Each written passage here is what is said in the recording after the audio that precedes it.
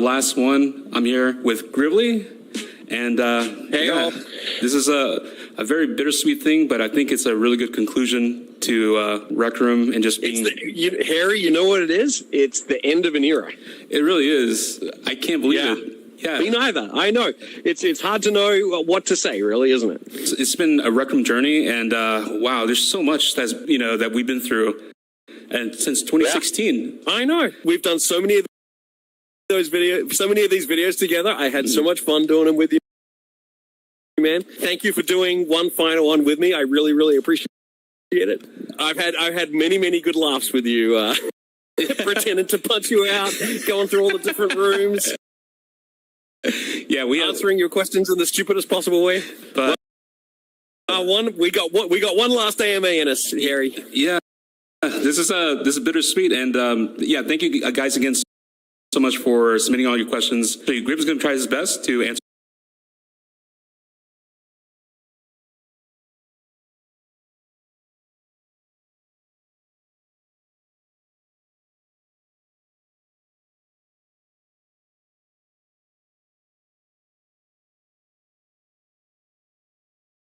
them as much as you can. Dodge and weave where I need to. Dodge and weave. Right. Dodge and weave? Okay. Are you ready for that dodge and weaving, though? Because there's some hard-hitting questions here. Yeah, I'm a little rusty, so I'll probably get hit by a few that I don't intend. Okay. All right. On to the first question. Let's go. I'm having so much nostalgia coming back onto this map. Like, I remember the early days building this with the team. Really? Like, what an incredible job. Look how beautiful this map is. And it's so many people have played this and enjoyed it over the years. Man, it's incredible. The first question comes from the Holy Tree Man. What are your personal plans for the future, and will you work on any new major projects? Yeah. Okay. Well, I mean, that's a good question because, yeah, we're definitely wrapping up Rec Room. You know, I think as we record this, we're about 48 hours from the shutdown. Oh, so, man. you know, it's kind of amazing. So, thing number one, I'm going to take a little bit of a break, I hope. You know, it's been a long time working on Rec Room. It's been super fun, super amazing, but it's been a lot. So, I'll probably take a little break, and then I definitely plan to make another game. I don't know exactly what form that's going to take yet. I've definitely got another game in me. And I definitely want to make more music and release more music. Like, people keep asking me about that. It's been a really fun thing for me to kind of put out music and see people stream it on the OSTs and stuff like that. So yeah, so there'll probably be some weird Gribbly music to release. I want you to do me a favor, Harry, because people keep asking me what's next. I made on my website, gribbly.org/HQ. Okay. Gribbly.org/HQ. And that basically is a place you can put in your email, and it'll sign you up to a mailing list. And if you want to know what's next from me, and I'll also include, like, you know, other people who are working, you know, people in the extended Rec Room cinematic universe, when there's new projects and things that people are doing, I'll kind of blast it out on that email. And so, if you want to know what's kind of happening for me and the other Rec Room creators, that's a good way to stay connected. So we just set expectations, you know, like, this is not going to be a ton of, I'm not going to be sending out messages all the time. Like, I'm going to take a break, like I said. But yeah, if you want to know what's next and, you know, when I've got a new game to announce, that'll be a good way to do it. Question number 2, we got from Crystal Bunny. Genuinely, what happened to the 2029 plan? Yeah, so what Crystal Bunny is asking about is, you know, I don't remember, I'm terrible with dates. Probably anyone who has watched these AMAs over the years knows that I'm very bad with dates. But a while back, you know, I talked about, like, hey, we got a plan, you know, Rec Room is funded through 2029, and we're going to keep pushing. But obviously we're shutting things down a little earlier than that. You know, why is that? And it's a really, really simple answer, you know, like, we always were looking into the future of, like, all right, we've got to get Rec Room from being a popular app that a lot of people are spending a lot of time in into being sustainably profitable, right? And we had our moments, you know, we definitely had some good months here and there, but Rec Room was never sustainably profitable. And really the reason, you know, we're shutting things down earlier than we initially thought we might, even though, you know, we still have some funding and things like that, is that we basically tried all the ideas we had to reach sustainable profitability and just weren't really confident that any of them were going to work. You know, we're like really trying as hard as we could to sell subscriptions and to sell in-game content, and just not really getting the results we wanted. And so we just couldn't really see a path to profitability. And so we decided that rather than just grind it out and, just and never quite get there. We would shut things down while we were still in control of the situation. We could, look after the staff as best as we could. We could give people months of preparation. We didn't just suddenly disappear overnight. People have known that the shutdown is coming for a long time. We've been able to do things like let people download their rooms and download their creations and download the avatars they created. And so, I think that's obviously it's sad news and we don't want to be shutting things down. But if we have to shut it down, we're able to do it in the way that feels good to us. And that's why we're doing it now as opposed to, in a couple of years when we're just truly out of money. I wish it wasn't what we had to do. But if we have to do it, this is the best way to do it. All right, the next question we got is from Techie804. Will there be an offline mode where we could do a limited amount of things like offline? And also, what is your favorite song in Rec Room?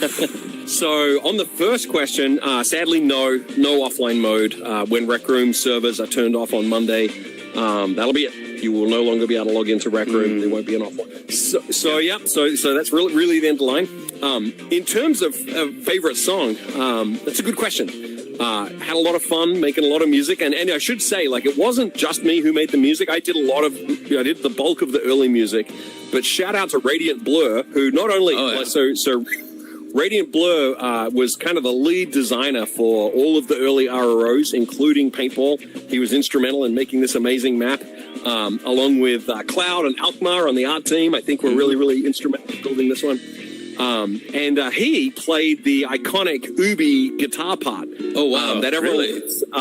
That was recorded by him on a very beat up nylon string acoustic in a closet in the old Rec Room offices in Belltown on his iPhone. Oh yeah, that's awesome. So that's an important one. And then I took that iconic guitar riff of his and turned it into the first impression song that plays on the title screen today. So Radiant Blur, definitely helped out with the music. Chasuya in the later years, if you go on Spotify and look up the Rec Room OST Volume 4 and 5, he did a lot of that music for things like Run the Block, for things like My Little Monsters, some great music there. And also Slide 20XX, a local Seattle musician, helped us. He did some things like the charades music. He did some of the iconic sound effects, like when you res in and out of the room, the pew pew pew sound. That was Slide 20XX. Oh, nice. Who's he's gone on to do all kinds of game projects. So thank you to all of them. In terms, but my favorite song, I would have to say, looking back on it, I really think we did a good job with Crescendo and Isle of Lost Skulls. Those are probably my favorites. If you go on to Spotify and you listen to Piracy on the High Seas, which is on the Volume 1 soundtrack, that's a favorite of mine. I think that's the battle music from Isle of Lost Skulls when you're throwing jugs and swinging your sword around. I just think we got a good cinematic feel on that one. I feel good about that one. Yeah. And then in Crescendo, I'm a big fan of the Gavotte of the Blood Moon. That's also on the Volume 1 if you go listen to that. I think that just turned out really good. It's kind of like fancy. I remember Cloud made this beautiful lobby when you halfway through Crescendo, you kind of get to this castle with all of beams of light coming through. He just made this beautiful space, and I think that and the music go together so well. I've always been fond of that one. Yeah, it really set the tone and the atmosphere of it going on a quest. Yeah, people get hyped up, and then a lot of the speedrunners just really just love just going through it and just getting everyone pumped up. Yeah.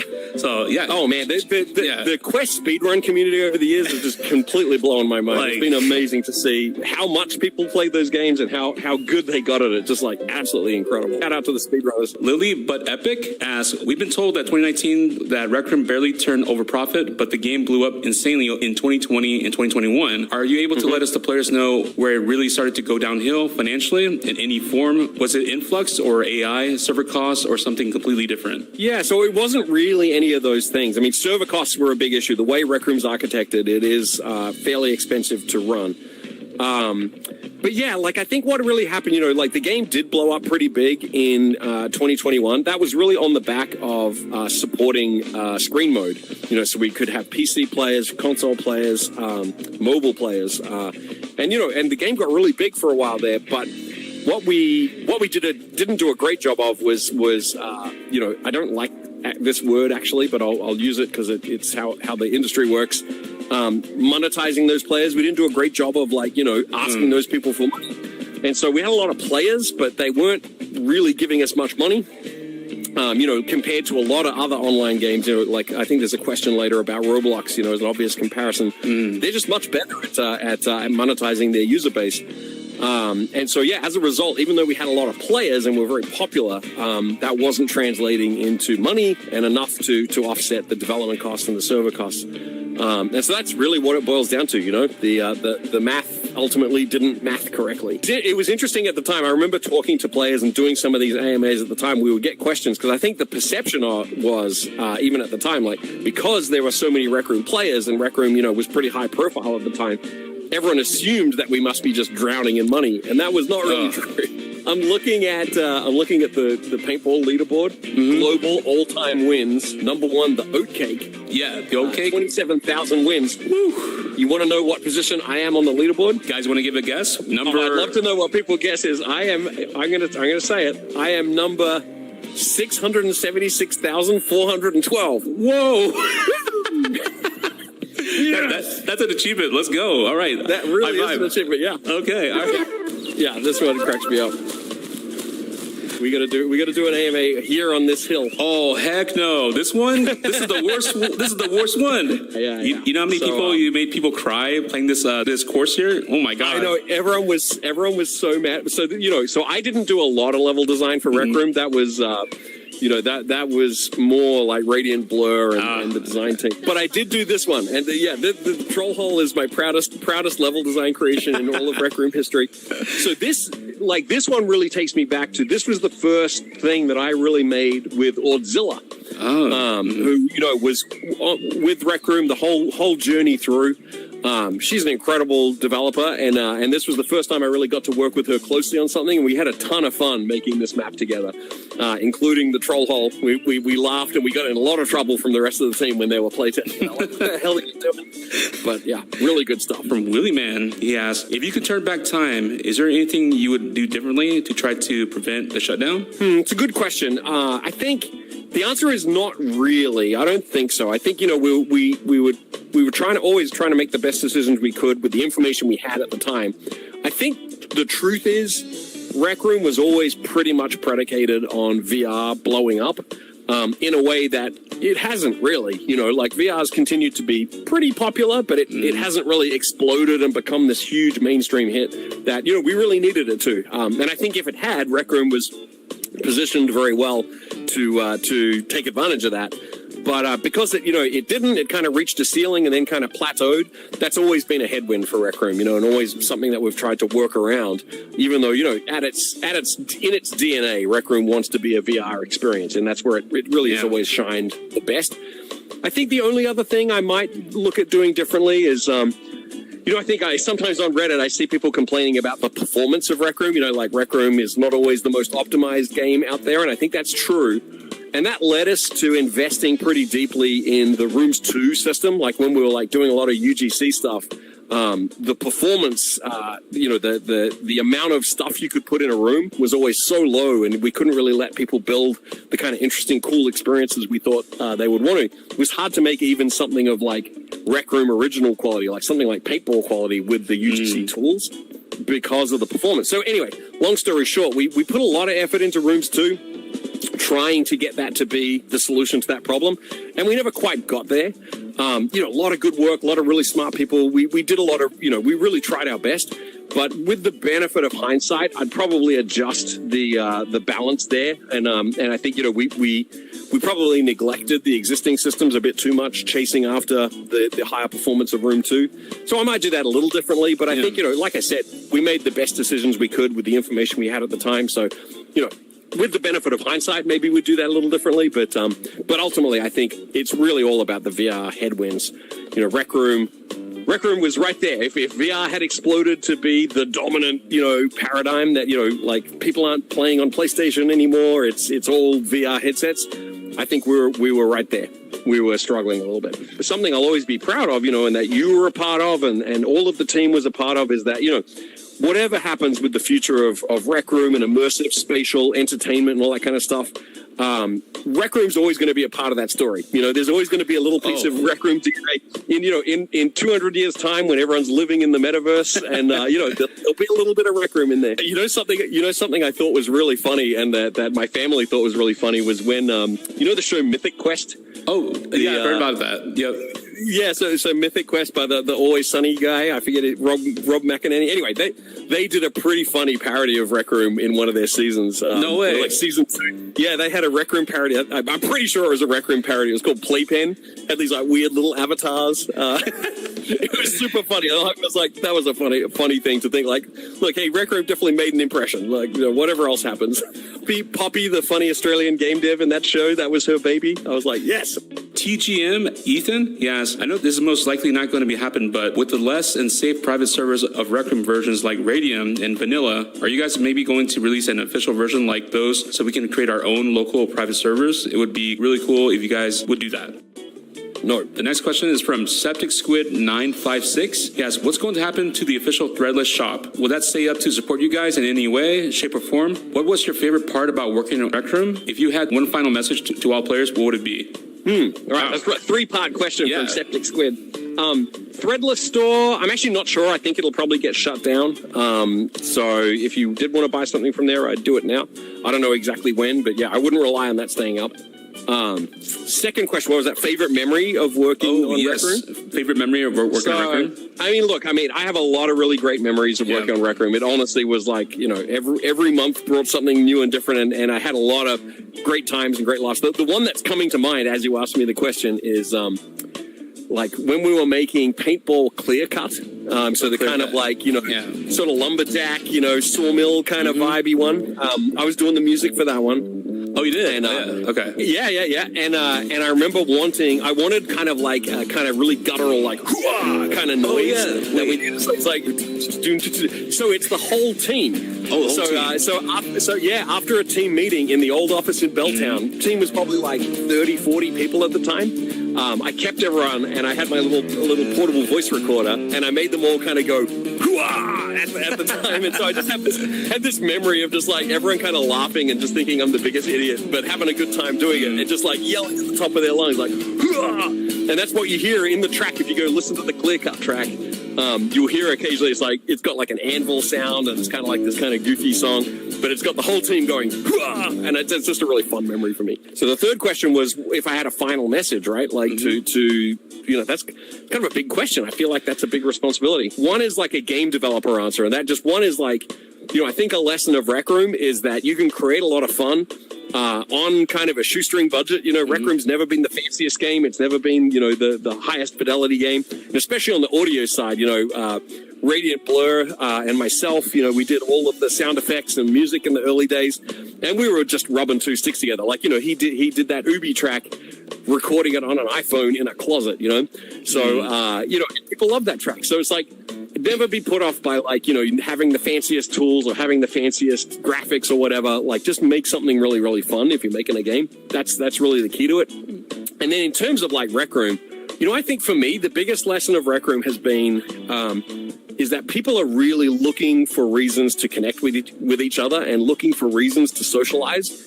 And it's been a really eye-opening lesson and a really valuable lesson to see how little it takes to get people to connect. Like, I think everyone is waiting for everyone else often. And so I think if I was going to say something to people out there is like, just understand that kind of everyone's waiting for everyone else to initiate some kind of contact, initiate some kind of connection. And you'd be surprised how little you need to do to get the ball rolling on making a new friend, on making a new connection. So just kind of put that in your mind as a lesson from Rec Room. Like, so many people found a way to connect, and it was because there was just the simplest excuse to get together and like play a goofy disc golf game or play a paintball game or just, go and visit some crazy UGC room. It just takes a little bit. So don't be afraid of putting yourself out there, making a new connection, making a new friend. You might be surprised just how easy it can be and how many people are actually looking to make that connection and just waiting for you to get the ball rolling. Capital Campaign 462 asks, what was the original vision for the park? I've noticed that there are multiple leaderboards projectors in the park with no real function. The other question is, do you feel investing in RecRow more with the new seasons and items would have been a good idea given how popular it was? So I'll go in reverse order. So Rec Royale Season 2, I know there's a popular request. I doubt it would have made a difference to the, financial trajectory of the company. I know people would have loved it. I know we would have enjoyed making it.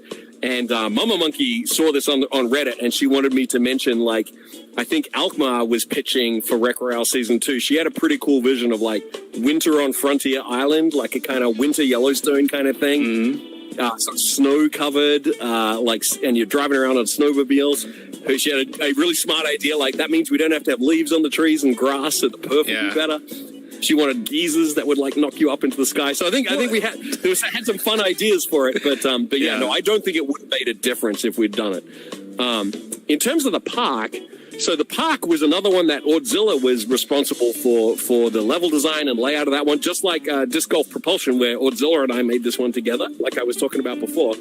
So she was really, really instrumental in building out the park. And the reason it has those projectors and things in it is, I think what we wanted and what we hoped for was that people would use the park and they would build on top of it kind of field games, you could play baseball or basketball or stuff like that. But I think two things we learned. One is, I don't think our systems were really up to the task of making a really good baseball game. Our physics was never quite as good as it needed to be. So I don't think we really saw those. And then two, something that really surprised us early on, we thought a lot of the UGC rooms would kind of copy things like the park and build on top of them. But what we found was 99% of the UGC in Rec Room was on top of the Maker Room. Everyone really wanted to start from the kind of blank canvas is kind of what we learned.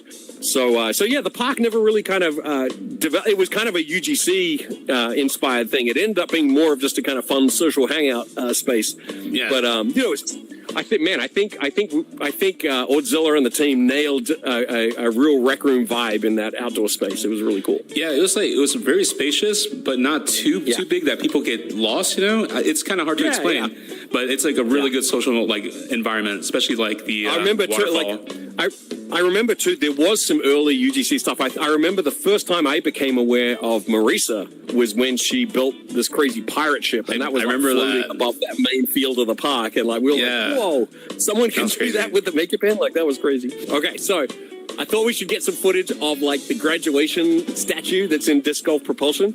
This was kind of from back when, we still kind of thought of the Rec Room world as kind of against Gravity University as opposed to Rec Room. And so we had this idea of the science department, and the way they would do a statue is it's the bean statue, and it's all of the anti-gravity tech, which is why it's kind of wobbling around like this. And this was some alumni student who's graduated and has been honored with a statue. Thought it's a fun detail to point out on, what is essentially graduation day for all of the Rec Room players is the original anti-gravity, the original against gravity statue. You got the ghost bow. I used to brag about this until you guys brought it back. I'm like, no. Oh man, let me think. So Golden Trophy was the first quest we made, and I think with this, in many ways, it was a response to paintball, which got really popular. But what we found with paintball was super fun, but it didn't really give people time to talk to each other or interact with each other. It wasn't. You weren't really going to make new friends playing paintball. I think people did, but with the quest, it was very deliberately designed, to be a co-op experience. Step one, so you're working together, and then it was designed to have moments you got to gather up on the pad, before you can go to the next room to get everyone together. So you'd have these moments where there's no one attacking you. You've kind of cleared out the wave of enemies. You got to get back together as a group, which just leads to you're talking to each other. We had the revive mechanic, so everyone had to help each other by getting physically close and high-fiving. There's a lot of design detail in Quest that may not be obviously. I think if you're a game designer, you probably see it, but I think a lot of people maybe don't think about it, how carefully designed it is to be a social friend-making experience. That was a very deliberate choice because it was we don't, and obviously people did figure it out. Again, shout out to the speedrunning community and people who can solo Quest. I've never soloed Golden Trophy. It's too hard for me. I haven't. But this is hard. That's why we made the quest so hard, is so it forced you to work as a group. Again, to get people to work together and have these incredible experiences. So when you finally got through to the end, you were like, holy shit, that was a lot. And you kind of you want to hang out again, do it again. Capital Campaign 462 asks, do you regret not implementing more of what the OG player base wanted, like weeklies? No, not really. I mean, I know probably people get mad at me about that, but like, I think, again, I don't think it would have changed the trajectory of the app. I think we had kind of bigger headwinds and issues that we were dealing with. And, I don't think we were poised to do a really, if I would have wanted to do weeklies in a way where we could do a great job of them. Yeah. And I don't think we're ever in a position to do that really. So no, I don't really regret it. All right. The next question we got is from Natty Lynn. Asks, no questions, just say thanks for everything, Gribbly. I'll never be able to emphasize how much Rec Room back in 2017 had changed my life to be what it is today. Y'all really made something really special.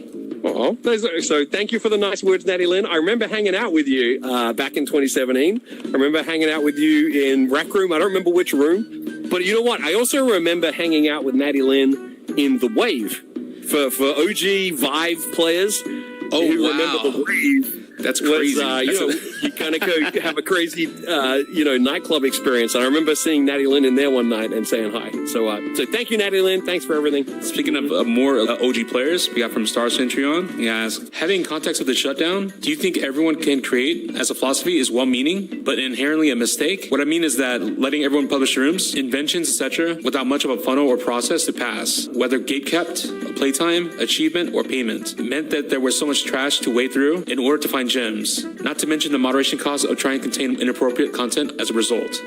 Yeah, I think it's a reasonable question. I think maybe I'm naive and optimistic, but no, I still think everyone can create is the right philosophy.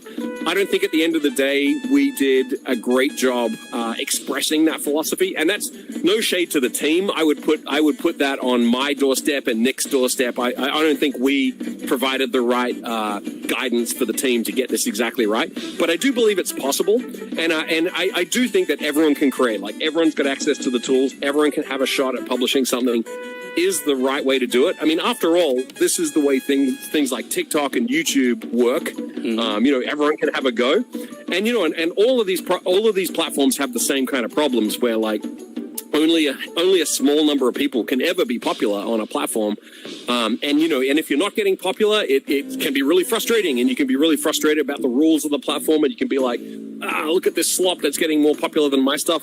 I think these are just inherent to UGC platforms. But no, at the end of the day, I think if I was ever going to do something like this again, I would do Everyone Can Create again. I think I would double down even stronger on it. And I would really try and just do a better job of that.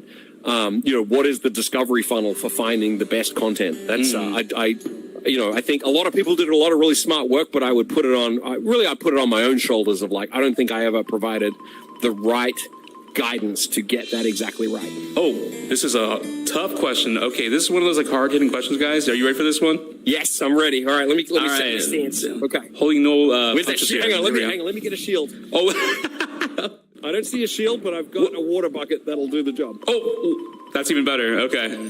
All right. We got a water bucket now. Okay. All right, this is from Turbulent Suspect 862. He asks, how much money did Nick, the CEO, get to run away with after deciding to shut down the game? How many times per year did Nick actually play the game himself after these horrible design choices began? And how much did it cost per year to run the game servers? And then he asks, how much money was poured into the research and development for UGC, Recroom Studio, and AI features? That is a really tough question to ask. Spicy question. Yeah. Spicy question. All right, let's talk about it. So Nick played the game all the time. Like Nick was a huge fan of Rec Room. He spent a lot of time playing the game, a lot on mobile in the later years, a lot in VR in the early years.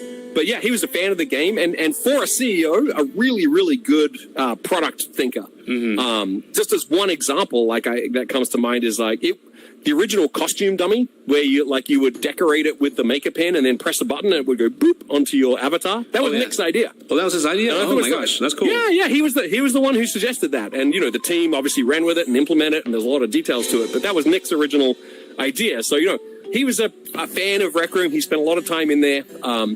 So, yeah, definitely no concern there. I don't really feel comfortable talking about Nick's financial situation, but I will say he worked very hard, and he always had the best interests of the team and the company at heart. Yeah. So, look, Nick and I stay in touch. He's going to do great things in the future. I'm absolutely sure of it. So, nothing but love for Nick. Yeah. In terms of how expensive it is to run the game, I don't have the numbers. I'm a creative guy. I'm not really the numbers guy. But the answer is really expensive. I would, just as one kind of like, I can give you a detail, like the servers cost a lot to run, and we did put a lot of money into R&D of UGC and all that kind of stuff, for sure. As an example, we took a serious look once we knew the shutdown was coming. We took a really serious look at spinning out paintball as a standalone app. Just like, hey, what if we just took paintball? People seem to like that. Let's just make it a standalone app. What we kind of found, though, was like the server side of it, just because of inherently the way Rec Room works, the server side is really expensive to run. Mm-hmm. It would cost a lot of money per month to run paintball. And as a result, you would have to monetize it in a really quite aggressive way. Like, you'd be asking players for a lot of money every month just to cover the cost, like not even to make a profit, but just to cover the cost. So in many ways, like, paintball has been subsidized by Rec Room all of these many years, so that we could afford to run it. The way the app works is just inherently very expensive. And as a result, we're like, we can't really see a way to make the economics of a standalone paintball make sense. But so that's an indirect way of answering the question, to say, like, man, really expensive. The next question we have is from Camping for Cats. Asks, when will go-karts come to the game? Next question. Okay, we are here at Make It to Midnight. Super fun game, but what I think of here is, like, don't yell at me, Rye Guy, if I got this wrong. I think this was like the first game we had Rye Guy direct. And, really stepping up from being a designer on the team to, like, really owning the whole game. And, man, he just crushed it. Like, really did a great job. Rye Guy is an incredible game designer. Oh, yeah, really amazing. I remember when this game came out and people just loved the atmosphere, just immediately. Yeah. The setting and everything. So, Rye Guy, thank you so much for creating such a instant classic for Rec Room Original. I mean, Bonky is like, now like a meme in Rec Room, so that's really cool. Great character. Mm-hmm. Great character. The next question we have is from I Am Jaden YT. Asks, why are friend requests disabled during the shutdown? Oh, yeah, no, good question. So it's really simple answer. Friend requests and, new accounts were actually, like, turned off, both of those for the same reason. They're really big hacking and trolling vectors. And so just turning those off just really simplified things, when we had a much smaller skeleton crew for the shutdown. Yeah. It was like, look, this is going to be much simpler. Everyone who's really, really going to care about playing Rec Room has already got an account. Probably a bad thing to create an account just for, the 3 months before the game shuts down. So, yeah, that's why we turned that off. It was really just to simplify the kind of hacking and trolling kind of aspects. Oh, yeah, totally understandable. Yeah, I never thought about that. Pervasive Hedgehog asks, what could have possibly been going in your life to think that AI art should have been in the game about creativity? Yeah, no, good question. And I know that AI was controversial in Rec Room and remains controversial generally. What was going through our mind? Well, look, I think AI, whether you love it or you hate it, it's an extremely powerful tool. I think it's a tool that's going to be here to stay. It's something that's having a big impact in game development and software development generally. That's not to say it's all good, not to say it's all bad. Something that my feeling when I look at people talking about AI is I feel like, it's a pretty polarized discussion. You've got people who are like, AI boosters, they're like, AI is amazing, it's the only thing that matters, blah, blah, blah. And then you've got AI haters who are like, AI is terrible, it can't do anything, it's just awful. And I think, really my position is like, look, Rec Room, AI has good aspects and bad aspects. And I think the truth is somewhere in the middle, like, it's not all positives and it's not all negatives. I personally enjoy using AI for coding assistance, for example. I find it I'm a very mediocre programmer, always have been, but I find that, I can really explore game ideas faster with the assistance of an AI coding agent, and that's really, really powerful, and it enables my creativity. But I totally get, on the other hand, why people are skeeved out by, like, the fact that it's trained on so much human output without consent or compensation. Like, that's a big deal. So I totally get why people have strong feelings around it. As for why we experimented with it in Rec Room, I mean, again, it's like, I think it is going to be an important part of the future, and we really, really wanted to understand how it would work. And one of our company principles is, when in doubt, build it. We were in a lot of doubt, so we were like, let's go build it. And I think what we learned is, certainly, I mean, in AI years, this was like, 18 months, 2 years ago, something like that. So the tools were not as evolved even as they are now. I think we learned wasn't really ready for prime time in the context of Rec Room. The token cost was very, very high. We with the exception of Roomy, we struggled to find many things that were even like revenue neutral, let alone profitable.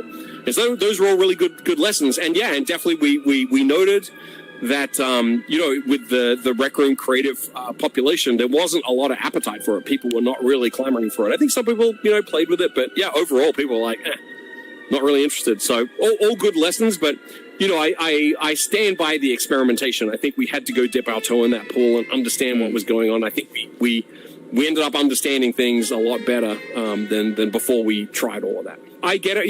I've said this to many people I'm old now and I've been making video games for more than 30 years. And so I found myself in a lot of conversations with more junior game developers, who are like trying to figure out like, man, what does this AI thing mean? Does this mean I don't have a job anymore? Like blah, blah, blah. And the way I've said to them is like, to me, from my perspective, I was making games before the internet, if you can believe it. So I was making games in the mid-90s before the internet had really, really become a mainstream thing that most people had.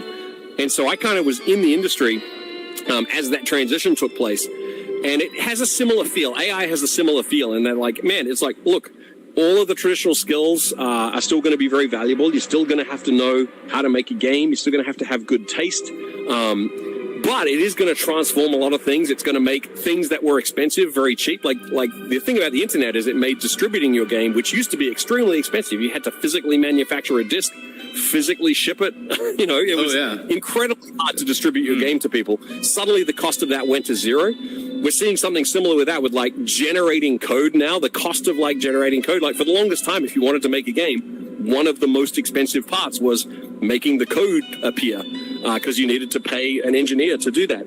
That balance is changing, and it's not going to go away. It's just going to change. Like I would say, the availability of free engines like Unreal and Unity have been as impactful on this front too, because now all of your engine code is much cheaper. So look, it's going to change things for sure, but I don't think it's like some existential event. The game industry, for as long as I've been in it, has been extremely flexible and adaptable, and every year has been different to the previous. And the people who do well in the games industry are the people who are the most adaptable and flexible, willing to learn new tools.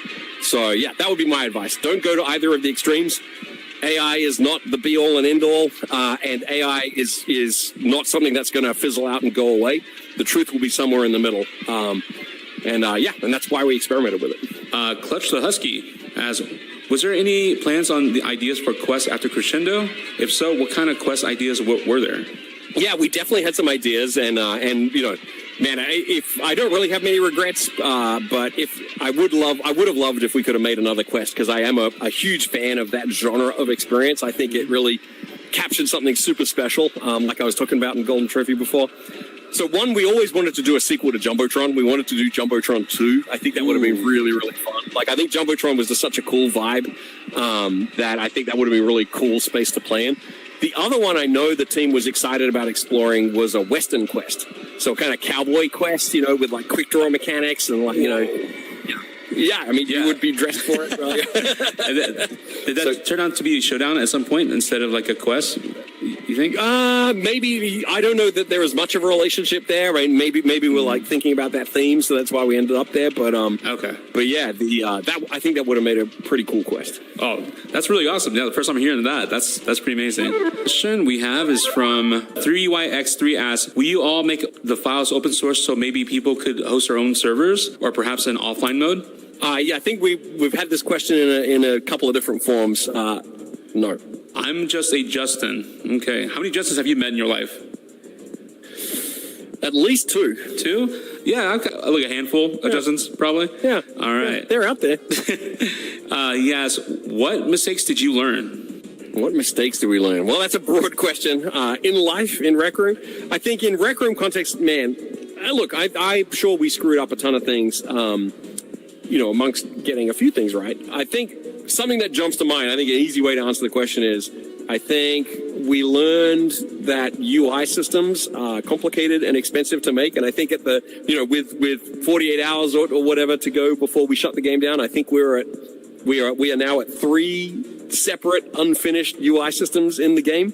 And so I think lesson learned is that like that is harder than I anticipated. Collector_, they ask, is there any chance of something happening with the game anytime in the future? Or can we safely guarantee it is finished indefinitely? Yeah, this is the end of the line. I'm sorry to say. Oh, man. Yeah, I would definitely do not hold your breath for a sudden resurrection or anything like that. This is Monday, June 1st at noon Pacific really is the end of the line for Rec Room. I've been on a bit of a Beatles kick. You know, I grew up as listening to the Beatles as a kid.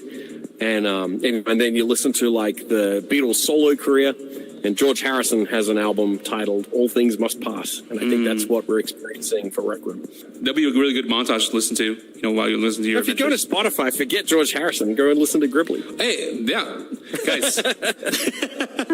Hey, like this was a room we used for like during COVID when, we were like fully remote and we were really using the game as a way to like have meetings and stuff. We would go into like the boardroom, the conference room here in the lounge, and we would have like morning scrum in there. So I remember like having always coming into this room in the morning, like the start of the workday, like it was really fun to kind of. And then I also remember like way back in the day, I wonder if we're even allowed to talk about this. Probably we are. We did a eye tracking prototype for Valve.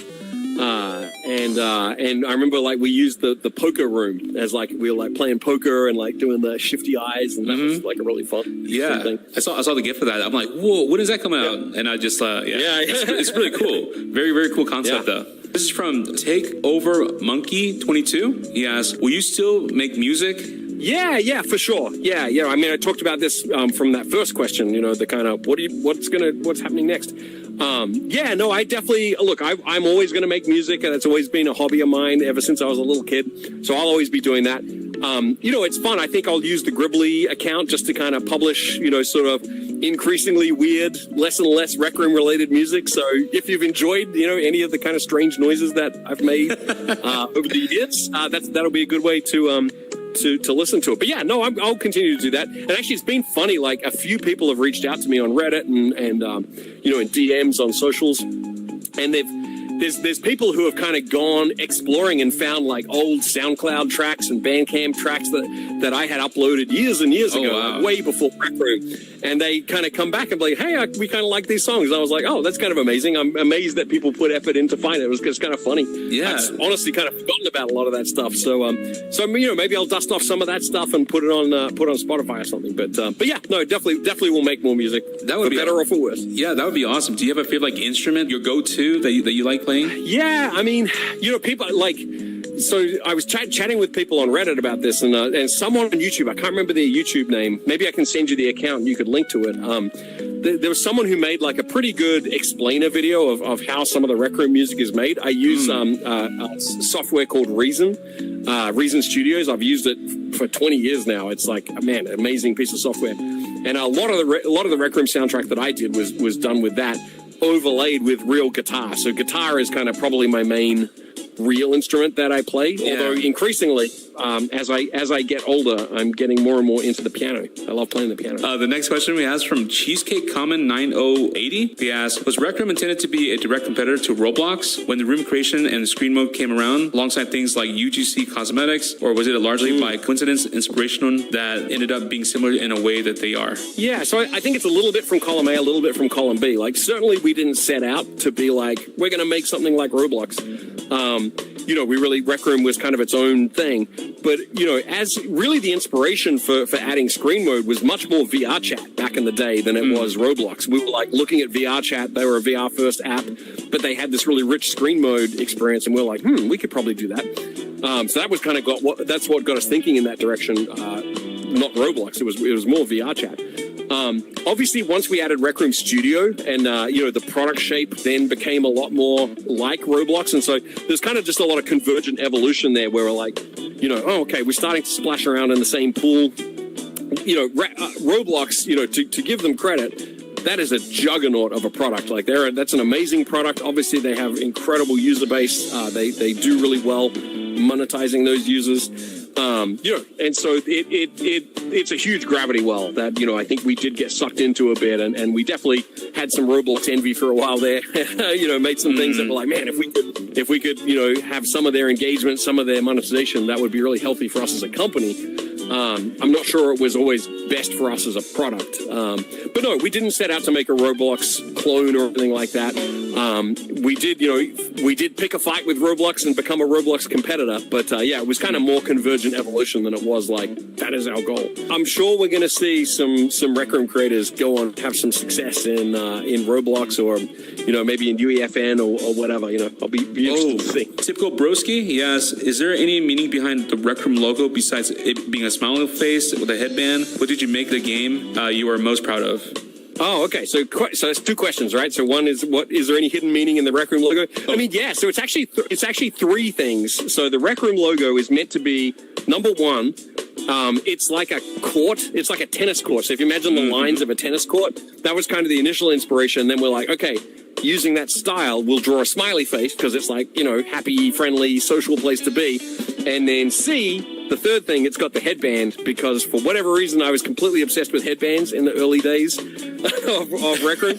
I think part of it was like, probably people have heard me say this before, but like in the very early days of Rec Room, Cloud, our art director, and myself high-fived on the vibe of Rec Room being Wii Sports directed by Wes Anderson. That was kind of our North Star creatively. Yeah. And Wes Anderson, in the Royal Tenenbaums, Wes Anderson has the kind of like iconic headband shots of like, I think it's Owen Wilson and some others. And so like, in the early days of the Rec Room avatar system, I was like, we got to have 1 million headbands. They're still in there. Like, so funny. That's actually funny. So it's meant to be inspired by a tennis court, but the lines are painted in the shape of a face and a headband. Concept artist Terrence, who did that way back in the day, really did a great job. We've spent the next decade plastering it all over everything. I remember when I met Terrence for the first time, he explained what the Rec Room logo was, and he also said that was a plug too for the eyes to plug in your headset. I think that's what he said too. I'm not sure. Oh yeah, I think he had a thing about like the eyes being like a energy plug, like you're plugging into social energy and plugging in your headset. Like there was a second part of that question, wasn't there? The other question was, what did you make for the game that you are most proud of? Oh, like me personally? Yes. I don't know. That's like, I mean, honestly, like I always had the most fun doing the music, like being a little part of the RRO teams, making the quests and things like Rec Royale was super fun. I think, like, I don't know if it's the thing I'm the most proud of, but it's just triggering a memory of like making the Rec Royale music was super, super fun because like I didn't know what to do for that. Like it's, what are you gonna do? Like. But then I had this kind of like, it was like this scout themed, like it's Frontier Island, it's like a Boy Scout camp. And so I kind of had this thing, it's like, should be like a brass band, like a scout band, like a Boy Scout brass band. And I happened to have a friend, a high school friend, who now lives in Ireland, who I hadn't seen since we were kids in school together in Australia. And I got in touch with him, and because he grew up in the Salvation Army, he's a trombone player, and he now writes music for brass bands. And so I was like, man, how do you write brass band music? And he like gave me all this advice about how to write for brass bands, and I used all of that to like make this synthetic brass band. And I was really happy with the way that turned out. And I was like, oh, that was kind of fun. So I'm proud of that, I guess. When I talk to young game developers these days, I always say to them like, audio is some of the highest return on investment stuff you can do. Like, I think people sometimes sleep on audio and how powerful it is, like both music and sound effects. Like, in terms of like how difficult it is to create and how like complex it is technically, it's some of the simplest stuff. You're like, hey, look, you play a wave file or whatever. But in terms of the emotional impact and how it changes the experience, it can be night and day. Mr. Enrix, he asks, is there a chance we could see more of an early development or prototype builds of Rec Room? I'm a big fan of the behind-the-scenes screenshots of the games that are really early in development, so we will see more of that type of content? Yeah, I mean, I've shared some of that on the Discord over the years, and, and with the shutdown, like, there's probably, like, stuff I might have been, like, I might have wondered if I could share it or not in the past. I will feel free to do that. So I'd love to do that. Question is, where and how should I do it? Maybe we'll have to think about that. I think a good place could be the Rec Room subreddit. I'm planning to keep the Rec Room subreddit running. I think I've posted this a few times with our Rec Room. Obviously we won't have much to say about Rec Room the game anymore. My plan is to kind of use that as a space to post about projects in the extended Rec Room universe. Like, so from people who used to be part of Rec Room, used to be part of the team. let's celebrate, the next work they're doing. And we can also post fun things like, here's old design documents. I know Radiant Blur has some great old, graph paper designs of, the Quest layouts and stuff like that, there's probably 3 people out there who'd be interested. Baja, of course he's called Baja. This was, from memory, this was the first, it was kind of, we were always confused whether to call these ROs because these were built with the UGC tools. And this was the first room with the first major UGC RO that was built with Rooms 2. And honestly, my main memory is how incredibly painful it was for the team and what a great job they did pushing through. Both the Rooms 2 team who were building the support and the content team who were building the room. It was just a Herculean effort from all of them. And so I just shout out to them for pushing through and making something cool. But then, really my main memory is how delightful the world they created is. The forest that you explore and the little playpen. And of course, the monsters themselves, that little Mothman, captured a lot of hearts. It really does. Oh yeah, Mothman. Mothman was a fan favorite for sure, for a lot of people. Yeah, I think no shade to Sasquatches, but I think Mothman would win the popularity contest. All right, we have a question from Definitely Not Frank. He asks, excited for you to begin development on Flying Car Game 2, Gribbly. All right. So definitely not Frank is teasing me about a game I made pre-Rec Room. I made a very little demo for the Ouya. If people remember the Ouya, it was the first kickstarted game console. You made a game for that? It was tiny little box. I did make a game for that. I made a flying car game, which you can search it up on YouTube and find people making fun of me about it because of how basic it looks. But you know what? It was fun, and I stand by it. Do you think if Rec Room was a paid game with more ROs, with no UGC, whether it be different modes and maps, and Against Gravity worked on developing other games rather than just focusing on Rec Room, y'all could have become profitable? So if we just made Rec Room a paid experience, I think no, probably not. Obviously we'll never know, if we were to make other games. We never had bandwidth. Rec Room, I think another thing people maybe didn't really understand is how small the Rec Room team how small the Rec Room team was relative to a lot of, comparable things like Roblox or like Fortnite or anything like that. When it was shipping on 9-10 platforms, all of this content, the UGC platform, it was an insanely ambitious, game. And the team, I think we peaked at several hundred people, but for most of the game, it was, a couple hundred people at most.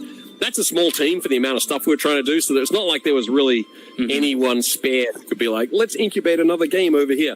And, look, the games business is hard. If we had chosen to make another game, there's no guarantee that it's a hit. Look, I'm going to go make another game after Rec Room. There's no guarantee that'll be a hit. Games industry is fickle.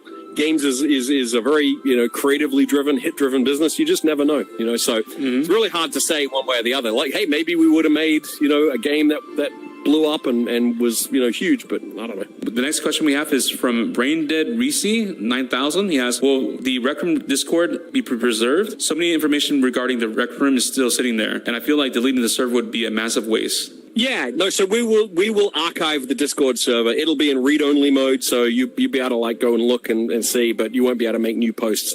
And while we're talking about stuff like that, same for the YouTube and the TikTok. We're going to leave those channels up for posterity. Oh, very cool. Yeah, it'll be pretty much a time capsule. So if you guys want to go back and... Oh, that's so sad. Just going back to look at memories again. Oh my gosh. Yeah. To Believe VR, they ask, what will happen to the console version of the game? Will there be an unlisted from the stores on June 1st or that later date? Yeah, so definitely they will be unlisted from the store, so you'll no longer be able to find it in the store. As for exactly when, I'm not sure. With consoles and stuff, there's often a bit of a lag between when you ask for something and when it happens. So I don't know exactly when that'll happen, but yes, the app will be delisted from the stores. New Bones Red, they ask, hi Gribbly, I wanted to ask about your thoughts on the VR industry at the moment. I'm currently writing a paper that has a focus on the current state of VR, and I was very sad to hear that the announcement of the shutdown, especially with the VR studios being shut down and the major layoffs as well. Where do you see the VR industry going in the upcoming years? Will you continue to develop for VR, and will you focus on elsewhere? That's a good question. Yeah, it is a good question. So, I mean, look, we talked a little bit in one of the previous questions about, how Rec Room, really was designed for VR, and, it definitely would have been, I think, a much easier ride for us as a company if VR had accelerated and there was, a couple of 100 million headsets out there, as opposed to the, tens of millions that there are. So yeah, I think, what do I see for the VR industry? Like in the near term, in the next few years, I think it's hard to see an explosion happening and suddenly VR in this form becoming this incredibly popular thing. That said, there does seem to be, a really core audience there that, the Quest audience is very, very solid. There's a lot of people playing on the Quest. I think Meta remain, fairly committed to it. They're obviously pulled back a little bit, but, they say they're going to ship another headset and they remain committed to it. So, I think it's going to be more of the same. I think it's going to be a slow boil. I've been lucky enough to try out the Steam Frame, that's a great headset. I wouldn't expect it to revolutionize the VR market, but it's a great headset. And I think that's, for people who are into VR, that's going to be a very exciting moment when that becomes available. But I think we're just going to see it kind of plod along like it has been. I don't think we're going to see this amazing hockey stick moment that'll really change the trajectory of VR. I think if we were going to see that, we would have seen it by now. I think, to give Meta some credit, I think, headsets like the Quest 2 and the Quest 3 are really great headsets that are about as good as this form factor can be. They're easy, they're convenient, they work well. I'm a big fan of them. So I think if we were going to see that explosive growth, we would have seen it. I think the fact is that there's a lot of people just don't like putting the headset on. It's just a barrier. Even myself, I've had some great times in VR. I've created incredible memories in Rec Room and in other VR apps. It's like an incredible thing. But even I'm too lazy to put my VR headset on quite often. It's just so much easier to play on Steam Deck or, browse YouTube on my phone or whatever. And I think that's just a fundamental challenge for the current wave of VR headsets is that activation energy of just like, man, there's so many other things I could do. Do I want to put the headset on, go find the controls, make sure they're charged? It's just a challenge. And so I think, so my prediction is I think we'll see it kind of just continue to potter along the way it has been. There are a lot of companies looking at what is the next form factor, right? Kind of going after more like the glasses form factor, which I think is very much targeted at resolving that activation energy problem. Mm-hmm. I think if we can see some compelling products there where it's like you can have a Quest-like experience, but in a glasses form factor, I think that, then I think that could get interesting. I think, that might be the next opportunity that VR has to see some real growth and appeal to a lot more people. But until that happens, I think we'll see pretty flat VR growth, unfortunately. I'd love it if it was different, but yeah, that's what I see. In terms of what I do next, my next game, it won't be a VR game. Oh, it won't be? Okay. All right.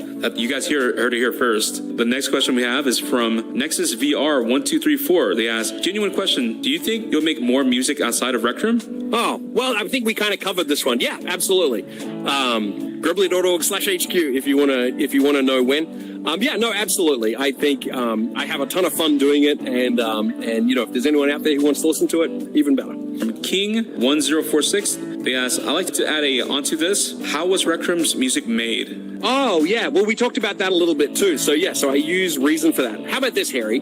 I think you and I should collab on a Rec Room soundtrack video at some point where we can go through. Yeah. We should go through and be like, let's pick one of maybe you could talk to chat, figure out who wants what Rec Room song are they most interested in. Like maybe one of the Quest soundtracks or a paintball song or something like that, and we can literally go in and unpack it, how it works, how it was made, all that kind of thing. Oh, that'd be so cool! Actually, like kind of a really fun, cool right? breakdown of it. Yeah. Everyone in the chat, please comment your favorite songs and then upvote the best ones, and we'll definitely take a look. And it'd be so cool to see a really cool breakdown of how the music is made. Bregdella, hey Gribbly, what has been your favorite memory while working on Rec Room? And also, is there a specific moment where you and the team realized they had a real game on their hands? Well, I think I talked about a favorite memory, like, recording the team, doing the music. That's always so fun. One that always comes back to me too is like, and probably this is an answer to the second question. I think in the early days, we were really nervous. I was posting on Reddit, just be like, hey, come play test our game. You can still see those posts in R5. I saw someone dug them up, like with me posting 10 years ago, like, oh, we've got this weird thing called Rec Room. Come and check it out. And I think we just didn't know. It was kind of like throwing a party. Like we put the servers up, we put it out there, and people just started coming into, I think it was the locker room at the time, or the very early rec center. And it was just amazing to see people turn up. And I think the time I realized that we had something special was like a couple of weeks in, and we realized that Rec Room had never been empty. From the moment we opened it up to allow people to come in, it had never been empty. There was someone in it 24/7. That ended up being true for years, with the exception of server outages. I think it's true to this day. With the exception of server outages, Rec Room has never been empty since the first day we turned it on, which is incredible to think about. And I remember like playing disc golf and just fucking around and coming across these two people who turned out to be French brothers or cousins or something. I can't remember. And they were just sitting at a picnic table and chatting with each other. And I kind of was like, they're not even playing disc golf. And I went over and chatted with them, and they're like, oh yeah, we just use it to hang around, and like we catch up and we're just chatting, and like he moved away for college or whatever. And I was just like, holy shit, there's something special going on here. Yeah, that's awesome. There was a few things like that, just like early on, just kind of like seeing, these interesting people from all around the world, and just being like, they're just like, it was started to take on life beyond anything that we were providing. And I was like, yeah, we got something special is happening here. All right, this is our last and final question to the AMA. All right, this is from Fearless Couple 4800. He asks, what are the devs going to do after the shutdown? Any new projects, or you all go your own ways? Yeah, man, good question for the final question of the final AMA. What's going to happen for the devs? So first of all, just let me take this as an excuse to shout out the incredible Rec Room team. Like, this has been really the honor of a game development career to work with this team. Some of the most amazing developers I've ever worked with have been on this team. So many people put in so much amazing work, creativity, dedication. I just want to say thank you to all of you, anyone who worked on the Rec Room team. I love you. Thank you for everything you did. This was an amazing ride. I hope you're proud of what we achieved together, because you should be. So what are people going to go and do? So look, I already am aware of some new game teams that are forming. It's not my place to make announcements on their behalf, but I know there are some things brewing. Yeah, so I know there'll be announcements coming up. And so one thing I wanted to say is my plan is to use our Rec Room as a place to kind of like just post and continue to notify people about projects from Rec Room alumni. So as those things become ripe and ready for people to talk about, that'll be a good place if people want to check there. And also that Gribbly.org HQ link, when people have got games to announce or cool stuff is coming, I'll be sure to like mail out to anyone who's interested. So that'll be a way to find out. But yeah, I think you're going to see a whole bunch of, Rec Room DNA and Rec Room thinking and Rec Room heart and soul kind of go out into the industry and really start to influence other games and create new games. Something that I'm incredibly delighted by is seeing some people who joined us on the Rec Room team, really as brand new developers fresh out of college. I'm thinking here of people like Sarius or Carthage, who, really, came to us as brilliant youngsters. And I've got to work with them over the years as they've become incredible seasoned developers who are going to go and do amazing work on their next thing. And that makes me incredibly proud and happy. So I think you're going to see some amazing things from the Rec Room developers. I can't tell you what it's going to be yet, but I know it's going to happen. I think that'll be part of Rec Room's legacy is what the team goes on to do.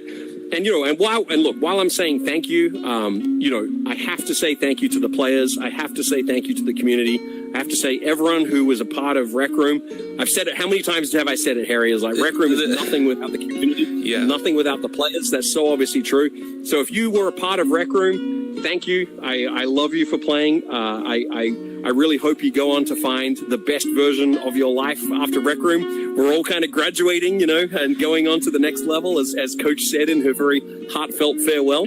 So I just wish everyone the best. I hope you find what's best for you. I hope Rec Room was something that brought you joy.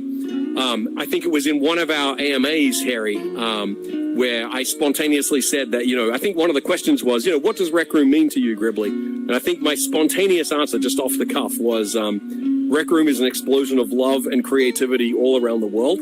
I think, I really think that's what it's been. And I'm really proud of that. I think there's an energy that was created around Rec Room that people really took to heart. And that makes me feel really, really happy and really, really blessed. And so just thank you to everybody for being a part of Rec Room. It's sad in a way that it has to come to an end, but I think it's been a beautiful thing. And lastly, thank you to you, my friend, for doing one last AMA with me. I really appreciate it. It's my pleasure. And I wouldn't have it any other way. Just to say that thank you so much for just in this whole journey. Yeah. So much list because, all these years. But I just want to say thank you to the community. You guys are very inspiring. And we'd love to see it. You explore that, elsewhere as well. So.